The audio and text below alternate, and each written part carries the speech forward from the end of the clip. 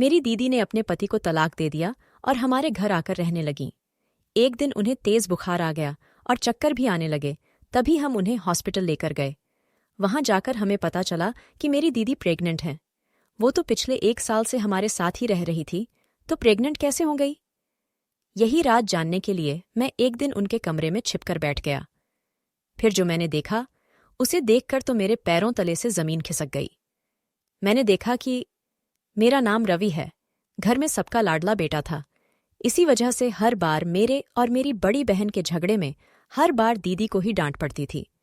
दीदी ग्रेजुएशन कर रही थी और मैं 11वीं कक्षा में था। अक्सर दीदी मुझे पढ़ाने के लिए बैठती तो मैं कोई ना कोई बहाना करके वहां से जाने की कोशिश करता।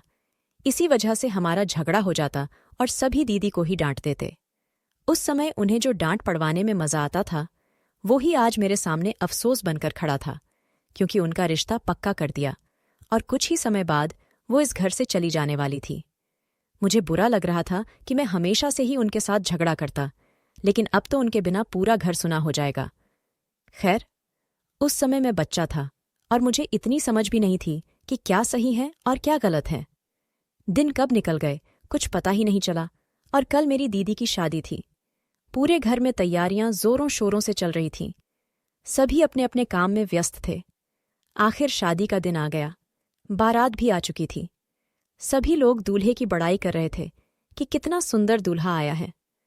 मैं भी खुश था कि मेरी बहन एक सुंदर लड़की थी और उसे सुंदर ही जीवनसाथी मिल रहा है। लेकिन मेरे मन में एक बात और भी थी जो सभी भाइयों के मन में होती है, कि सुंदरता उतना मायने नहीं रखती जितना अच्छा व्यवहार मायने रखता है। मेरी बहन बहुत सीधी और सरल स्वभाव की थी, इसीलिए यही उपेक्षा मैं अपने जीजू से कर रहा था कि वो मेरी दीदी को कभी भी दुखी नहीं करेंगे। तभी पापा आकर मुझे इस सोच से बाहर निकालते हुए कहते हैं कि रवि, यहीं खड़े रहोगे क्या? अरे भाई, बारात आ चुकी हैं, बारातियों का वेलकम करो जाकर। मैं बारात की तरफ गया और सभी बारातियों का हाथ जोड़कर स्वागत किया। सभी लोग बहुत खुश थे और इसी खुशी के साथ मेरी दीदी की बड़ी ही धूमधाम से शादी संपन्न हुई। अब विदाई की घड़ी आ चुकी थी। सबके चेहरे उतरे हुए थे। आखिर हो भी क्यों ना? जब घर से बेटी विदा होती है तो हर किसी को रोना आता है। मेरे सामने तो हमारा पूरा बचपन आ खड़ा था। बड़ी ही मुश्किल से खुद को संभाल पाया और दीदी की विदाई की। अब सभी मेहमान भी चले गए और सामान वगैरह समेटकर सभी आराम करने चले गए। इतने दिनों से शादी की भाग दौड़ ने सबको थका दिया था। कुछ दिन ऐसे ही निकले। आज दीदी और जीजू घर पर आ रहे थे। माँ सुबह से रसोई घर में पकवान बनाने में लगी थी, क्योंकि शादी के बाद पहली बार दामाद घर पर आ रहे थे।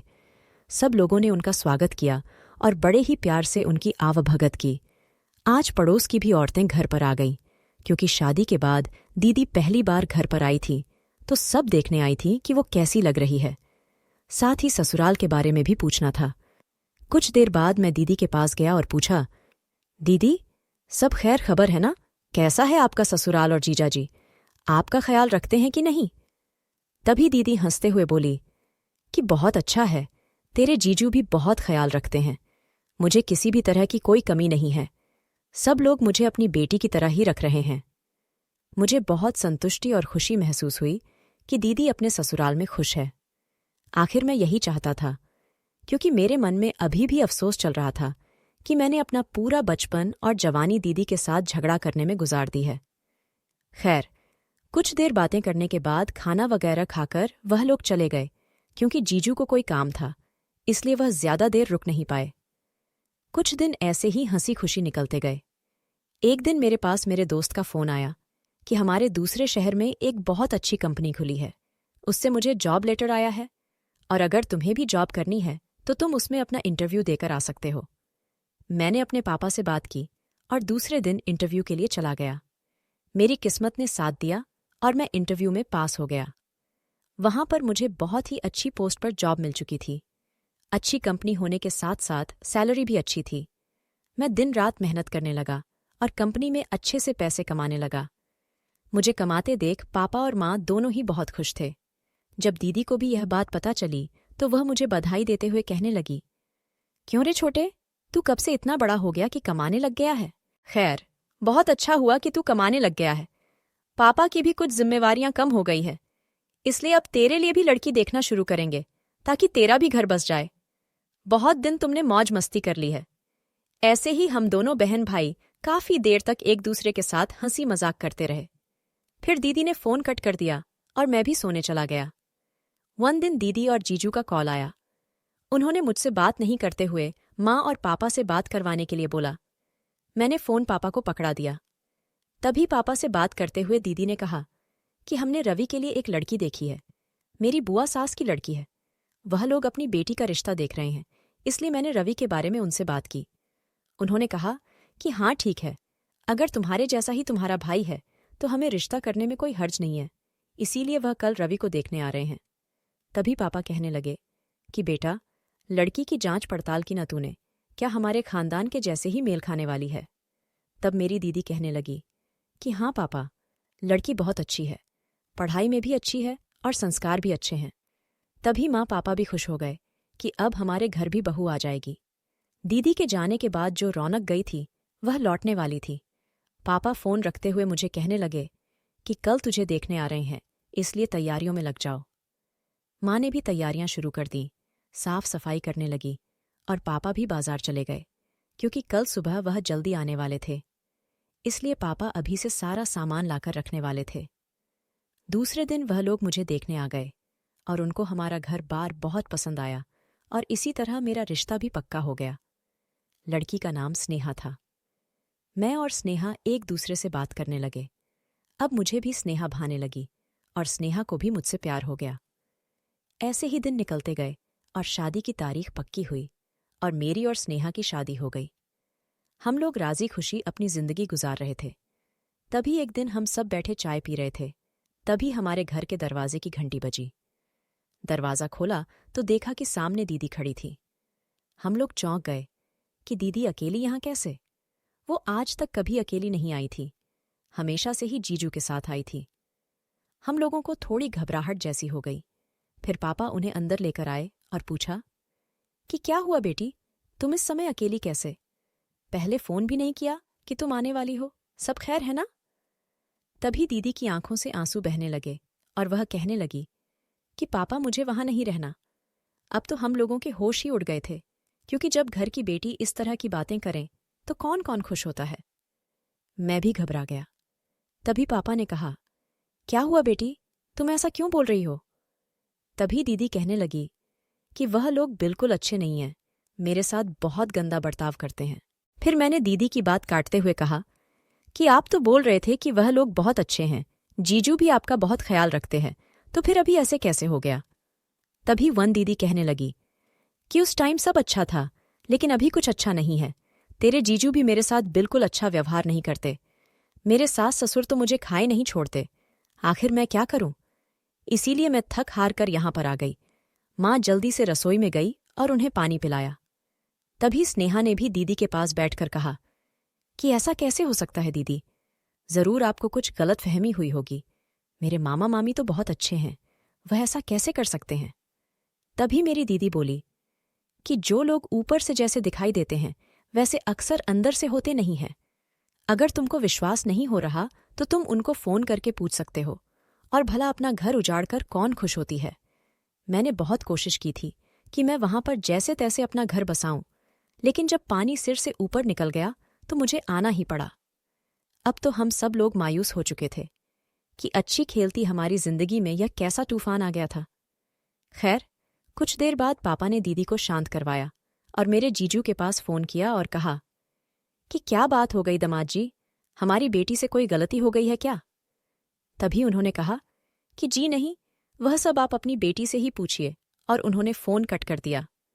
अब तो हम लोग और भी परेशान हो गए कि कहीं कोई और बड़ी बात ना हो गई हो जिसका कोई सॉल्यूशन ही ना निकले। हम लोगों ने दीदी से बहुत बार पूछने की कोशिश की, लेकिन दीदी बस रोए जा रही थी और इतना कहे जा रही थी कि मुझे वहां दोबारा वापस नहीं जाना है। मुझे तो अब दीदी की टेंशन के साथ साथ स्नेहा की भी फिक्र होने लगी थी, क्योंकि वह दीदी के ससुराल वालों के लिंक से ही थी। मुझे पूरा डर लग रहा था कि कहीं स्नेहा को भी वह लोग यहां से ना लेकर चले जाएं।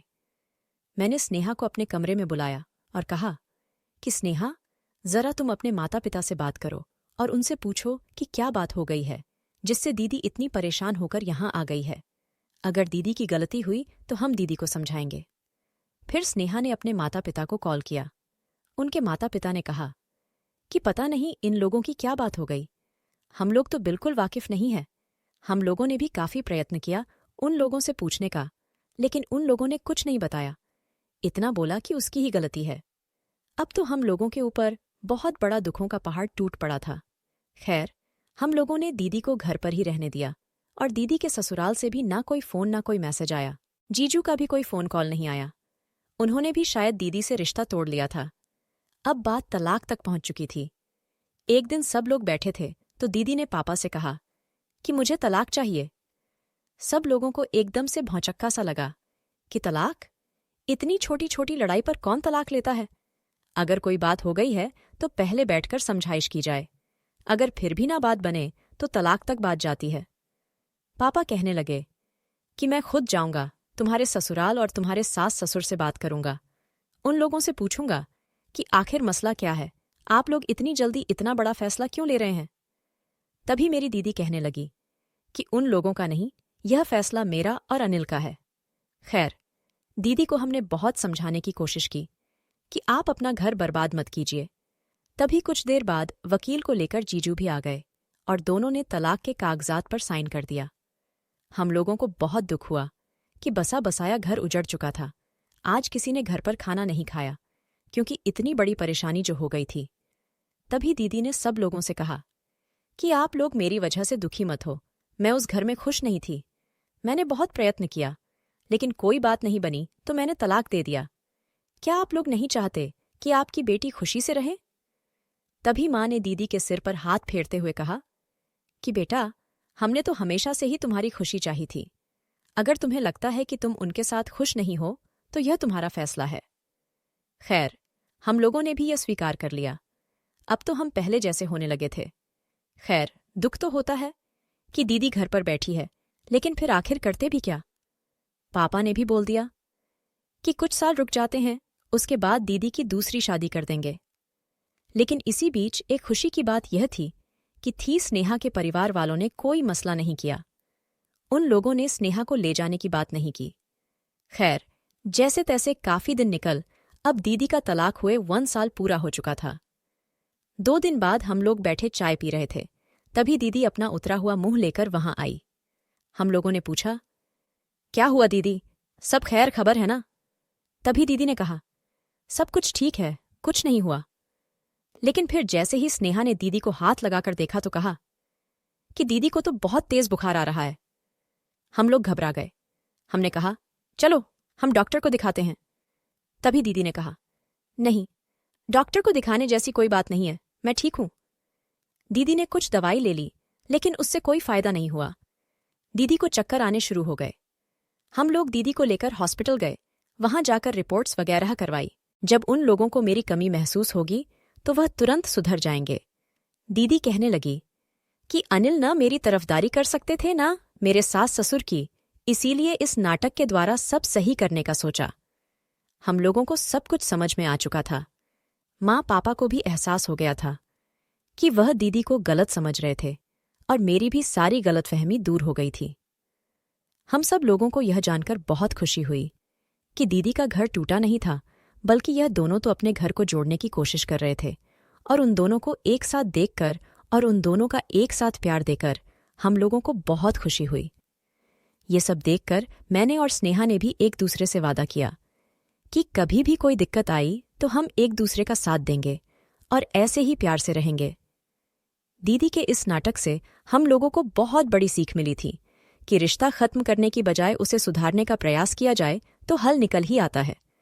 शांति से किया गया काम हमेशा गुस्से पर भारी पड़ता है और टूटते रिश्तों को बचा लेता है।